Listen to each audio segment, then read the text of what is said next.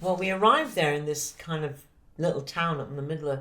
There's an Akmian. There's an old town and a newer village. We didn't go to the newer town because we didn't know about it. So we just went to the one where the graveyards are, and this. It's like this kind of bucolic kind of, these whitewashed little buildings, and then the dog barking in the distance, and we didn't know anybody. And somebody told us to go next door to the grave site. We were looking for names, looking for if there was a record, if there was some kind of register or something.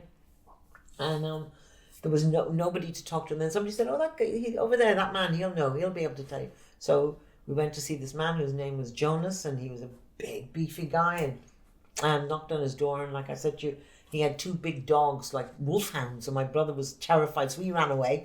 And then the guy gave us a few schnapps or whiskeys or something, and he pulled out these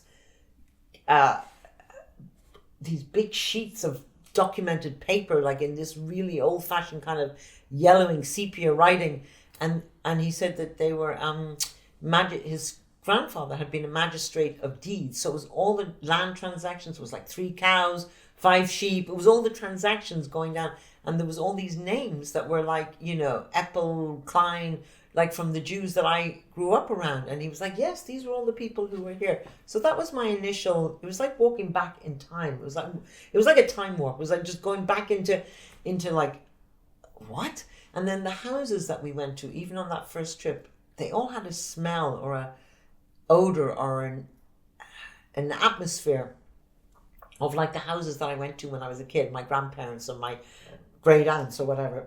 There was this kind of like little knickknacks everywhere and little tchotchkes everywhere and little worlds created everywhere. And it reminded me, I may as well have been in the homes of the people that I grew up around in a way, except here I was transplanted into this little countryside in Lithuania.